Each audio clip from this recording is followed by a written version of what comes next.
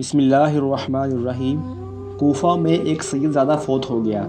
جنازے میں کوفے کے بڑے بڑے لوگ موجود تھے۔ سب ساتھ چل رہے تھے کہ اچانک جنازہ رک گیا۔ لوگوں نے معلوم کیا تو پتہ چلا کہ اس لڑکے کی ماں بے تاب ہو کر نکل پڑی ہے۔ اس عورت نے جنازے پر اپنا کپڑا ڈال دیا اور اپنا سر کھول دیا۔ عورت شریف خاندان سے تعلق رکھتی تھی۔ اس میت کے باپ اور اس عورت کے خاوند نے چلا کر کہا یہیں سے واپس چلی جاؤ، مگر اس نے واپس ہونے سے انکار کر دیا۔ باپ نے قسم کھا لی کہ لوٹ جاؤ ورنہ تجھے طلاق، جبکہ اس عورت نے بھی قسم کھا لی اگر میں نماز جنازہ سے پہلے لوٹوں تو میرے سارے غلام آزاد۔ قسم کھاتے ہوئے دونوں کو احساس ہو گیا کہ انہوں نے بہت بڑی غلطی کی ہے۔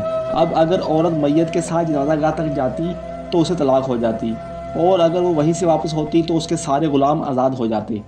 سب لوگ پریشان ہو گئے۔ انہوں نے وہاں موجود بڑے بڑے علماء کرام سے درخواست کی کہ اس مسئلے کا کوئی حل نکالیں، لیکن سب نے کہا کہ ایک صورت تو ضرور پوری کرنی پڑے گی۔ مجمع میں سے کسی نے اسی وقت ایک عالم سے ساری صورتحال بیان کی۔ انہوں نے میت کے پاس آ کر پوچھا کہ قسم کس کس طرح کھائی گئی ہے۔ چنانچہ میت کے باپ اور ماں نے اپنی اپنی قسم بتا دی۔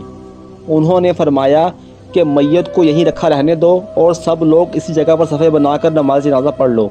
چنانچہ اس سید زادہ کی نماز جنازہ وہیں پر ادا کی گئی۔